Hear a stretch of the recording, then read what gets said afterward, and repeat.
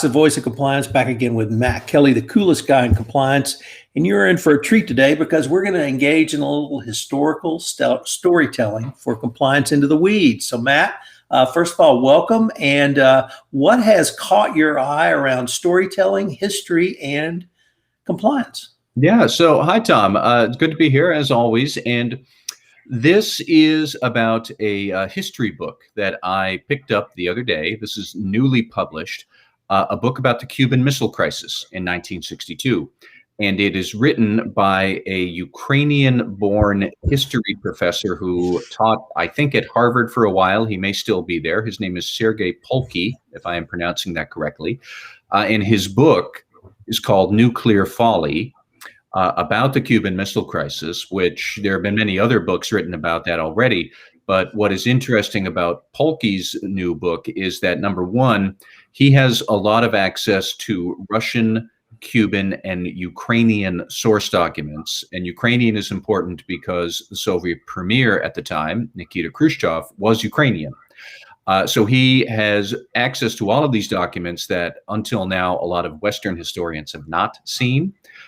And also, rather than the usual historian perspective of let's see everything that John Kennedy and Nikita Khrushchev got right to prevent global nuclear war in 1962, he looks at what did they get wrong, where it is a miracle that this planet is still here and not just a radioactive cinder.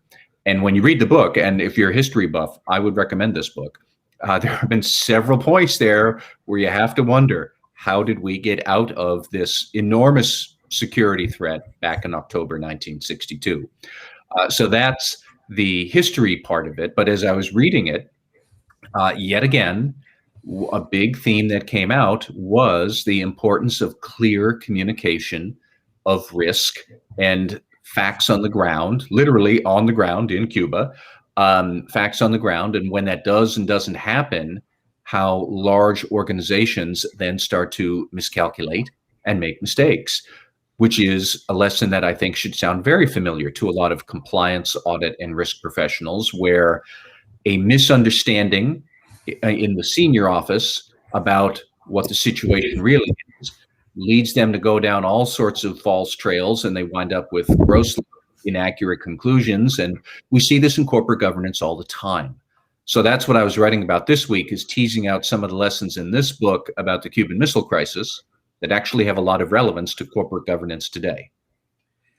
So what you found, Matt, of course, Matt blogged about this, and we're going to link to this in the show notes, but there was a gentleman, military aide to Khrushchev, called Sergei Birazov, and he was sent on a mission by Khrushchev to obtain certain information, or as you would say, facts on the ground. How did the culture of the Soviet Union actually influence his, not simply his investigation, but his reporting, leading to perhaps a miscalculation by Khrushchev? So here's what happened. Khrushchev's strategy all along had been, we are going to get the missile components into Cuba in the middle of 1962, July through September. We're going to get the missile components in. We're going to hide them in the Cuban jungle and put them together under cover of night. And then when the missiles are all complete, we will suddenly pop up to the world and to John Kennedy saying, ha, we have nuclear missiles right on your doorstep. They're all ready to go. You can't get them out anymore. And we don't want you to invade Cuba. And look at me, Khrushchev, I am the socialist leader of the world. That was his grand scheme with why would we put missiles into Cuba. But a big part of that then was that the missile components would need to be hidden in the jungle while he was putting them together. Because if they were found before they were ready, before the missiles were fully assembled, the Americans could jump up and say, no way, stop, you're not going to do that. And then off to the races we go. So this was a really important thing for this Sergei Birazov, I think his name is. His job was to go and scout locations in the jungle. Where are we going to put the missiles so that we can assemble them under cover of jungle canopy and darkness? And he found that actually there was nowhere in Cuba that he could do that. In places where the jungle was thick enough, for various other reasons relating to weather and heat and humidity, you couldn't put a missile launch pad there in the thick jungle. where you could put a missile pad, that it would work. There were only a few palm trees around, and then US spy planes would pick them up immediately, that these things are being built, we have to intercept. So he had no good answer for Khrushchev about where we could build these missiles, and where to build them was critical. So what did Mr. Borisov do? He lied. And he said, oh yeah, sure, man, place looks great. Bring them all in. And then, because of that, the U.S. surveillance planes promptly found the missiles being constructed, and then came the Cuban Missile Blockade, and then came a whisker away from thermonuclear destruction before Khrushchev and Kennedy finally reached a resolution. But all of it sprang from, wait for it, compliance officers, a mid-level executive did not want to speak up to senior management about a situation that management wouldn't want to hear. How often have we encountered this in the corporate world? All the time. And we can get into some of the cultural aspects about why that was the case, but ultimately this was a question of speak up culture in the Soviet Union wasn't functioning. So they just made it up. And when they made it up, they made up a pile of baloney that wasn't real. And then suddenly Khrushchev was building his strategy on a pile of sand, and that led to the miscalculations into the Cuban Missile Crisis. But Matt, this story is not simply one of a failure of communication, a failure of speak up. We also had an example of a more successful speak up and a more successful, robust discussion by the Americans, President Kennedy and XCOM. Could you tell us, could you contrast that difference for us? Yeah, sure. So the Americans discovered there are missiles. Oh, crap, we need to figure out what to do about this without getting the world blown up. And Kennedy had numerous considerations. So if he invaded Cuba, the Soviets would either respond probably by attacking West Berlin, or then you have crises in both places that quickly escalates to thermonuclear missiles flying around the world. Or what if they are wrong and some of the missiles were live, which, by the way, some of the missiles were, and you invade to get the missiles out and they use the missiles instead. And if a missile targets the mainland, then Kennedy would have about 5 minutes from the launch until destruction somewhere on the US coast. So these are all the variables he and his people are trying to unravel. What's the best thing to do? But they knew they couldn't leave the missiles in there. So Kennedy and his brother Robert Kennedy, who was the Attorney General, they formed this executive committee of his senior diplomatic and military advisors, and the XCOM met night and day for probably, I think it was 13 days. That's the title of Robert Kennedy's book, where they evaluated the options that the president could pursue. And oddly enough, at the start of it, the president was the one who said, we have to invade, and we have to invade right now. And the XCOM tried to debate through, is that really the best thing to do? Because we could wind up with a nuclear exchange. And over the course of the 13 days, they bounced these ideas back and forth. And Polke's book goes into all sorts of examples of people looking at the president and telling him to his face, Mr. President, we shouldn't do this that you want to do. Or, Mr. President, you don't understand that. Or, we think that this is the better option. Very frank discussions that ultimately led to, by the end of it, Kennedy had flipped around his position where numerous military people wanted to invade. And Kennedy said, no, we are not going to invade. We are going to basically cut a deal where the missiles would be removed. The U.S. would promise not to overthrow the Castro regime in Cuba, so it would be a socialist country right on our doorstep.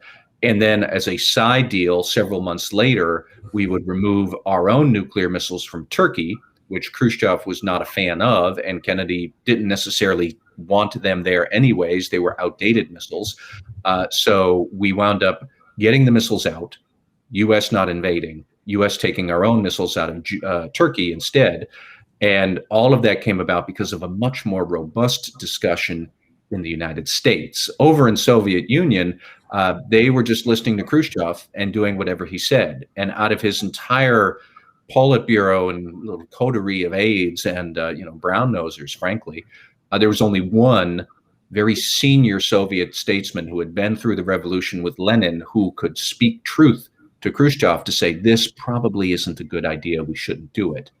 and they more tolerated him rather than listened to him. And they just did whatever Khrushchev wanted, and they told Khrushchev what he wanted to hear. And we had the opposite going on in Washington, and the results are history. So a couple of footnotes to that I'd like to throw in. The Kennedy sought the counsel of former President Eisenhower, also retired General Eisenhower. And Eisenhower said he would not comment on the decision. What he wanted to know was the process. And so Kennedy described the process, which led to the ultimate decision.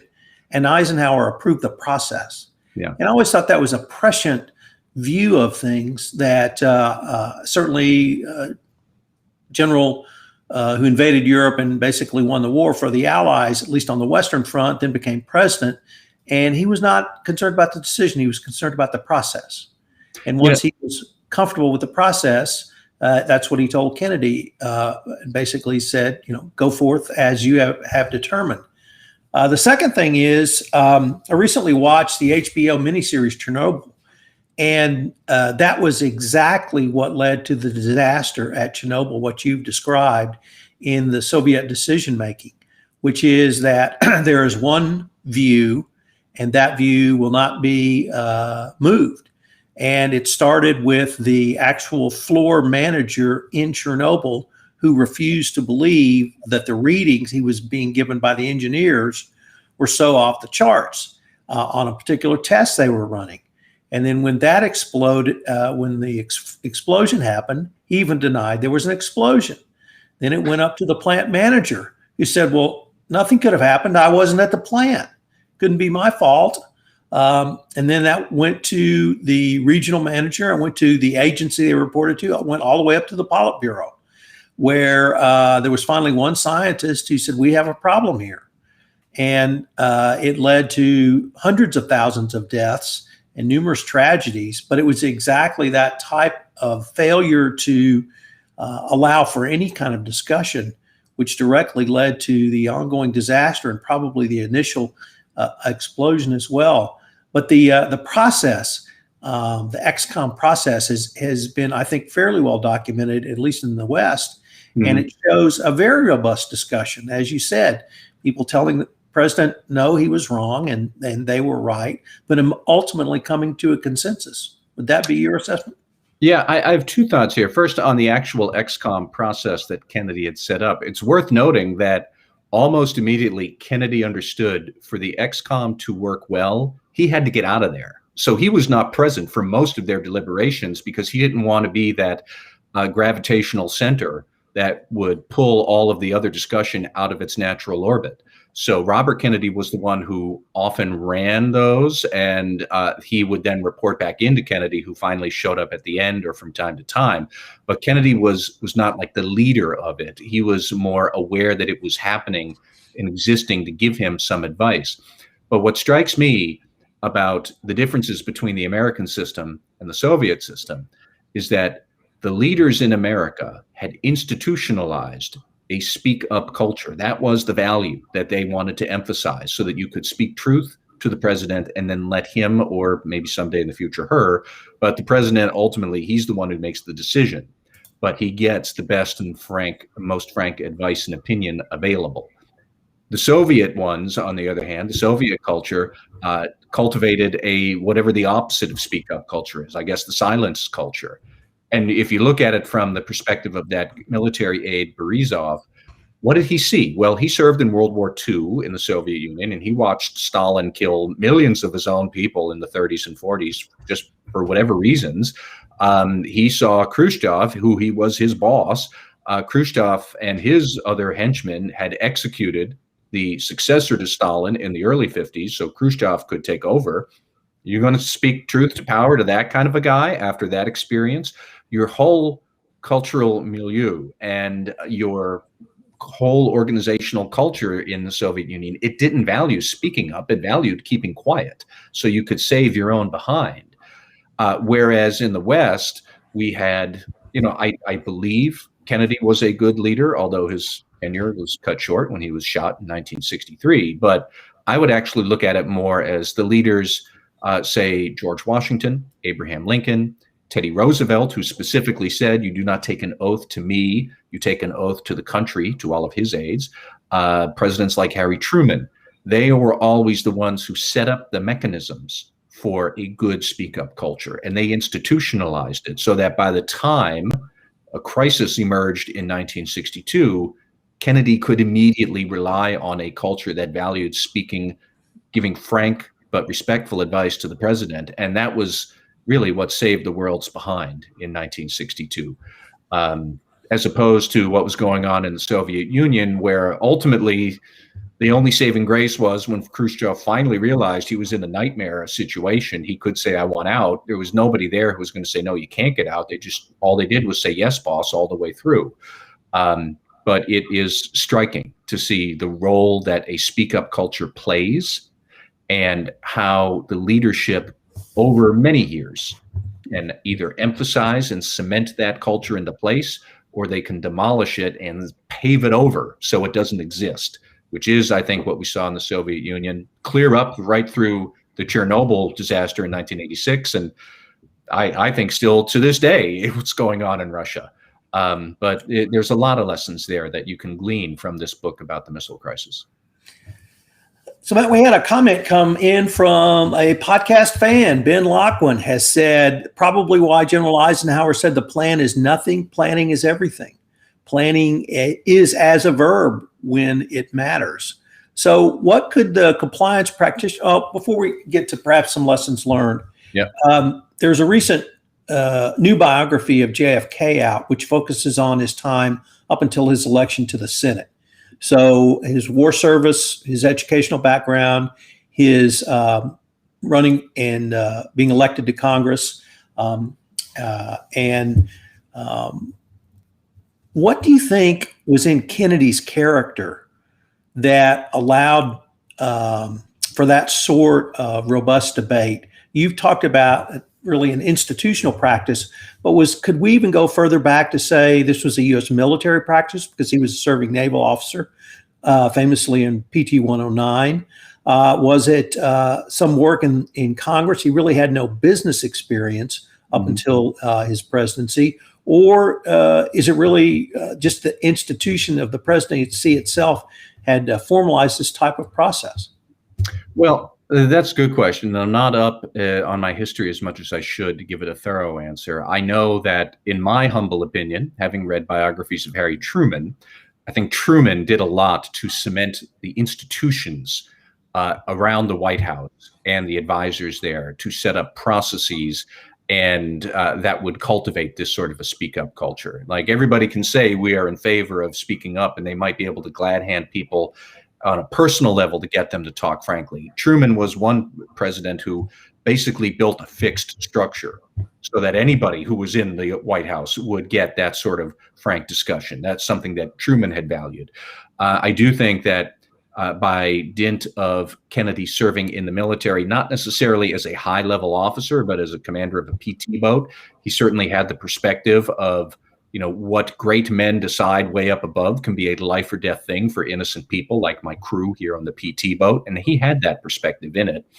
Oddly enough, the book did go into some detail about how Kennedy at the time was actually very fearful of looking like a weak leader.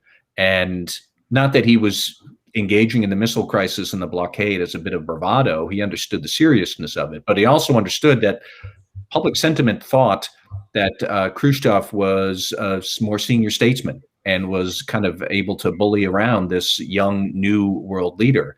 And there was a certain amount of Kennedy understanding he had to stand up to Khrushchev now, because every single time it was getting worse and worse, and this is where the line had to be drawn. One other point I wanted to bring up, Tom, since somebody had wrote in that Eisenhower said the plan is nothing, planning is everything. Just last year, as I was talking with corporate board directors about the pandemic and how to cope with that and business continuity plans, I will always remember one audit committee member at a data services company who told me the business continuity plan doesn't serve you any purpose except to show you what you didn't plan for when the disaster actually strikes. But the business continuity plan trains you to make plans. And that's what matters when the crisis strikes. And that audit committee member basically was saying the same thing Eisenhower said. So there's a lot of good wisdom in that advice.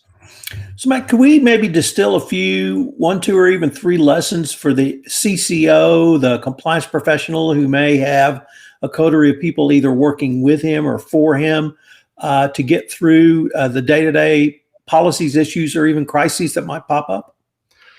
Well, yeah, that's a good question. I mean, I think of it more in terms of not the CCO, but frankly, the CEO. And maybe you're the CEO of your compliance function if you want to view it that way. But really, it is just so much about how you, the leader, can communicate to your lieutenants, whoever they are, the importance of the mission and the organization and the values that underpin what the organization does. And Tom, you and I have talked in the business world. There's that book out there, Good to Great, which I also recommend, even though it's 20 years old now. That looks at businesses that have been around for a long time and then achieved greatness later. They didn't come out of the gate as a whiz-bang startup, but what was it that led them to go from being a good company to a great company? It's always about the leadership, and the best leaders are the ones who put the company first and who value getting frank information and tell people that is the most important thing that you can give me is good advice, not give me supplication and brown nosing and telling me my ideas are wonderful. I can't remember if it was another CEO. I don't know if it was Steve Jobs or Richard Branson, but one of them out there said, it's not my job to be the smartest one in the room. It's my job to hire the smartest people in the room and then to do what those people recommend to me and decide what to do. It's a lot of it is that. It's just about good leadership, and good leadership is underlining the importance of a strong culture and strong ethical values in the furtherance of the organization's mission. That's what you have to focus on. I suppose that's true whether you're the department head or the CEO or the president or any other leader, but that's what sticks out to me. Matt, I think that's a great note to end on. This has been a lot of fun to have a real lesson from history that we could talk about as a real lesson. So I look forward to seeing what we come up with next week.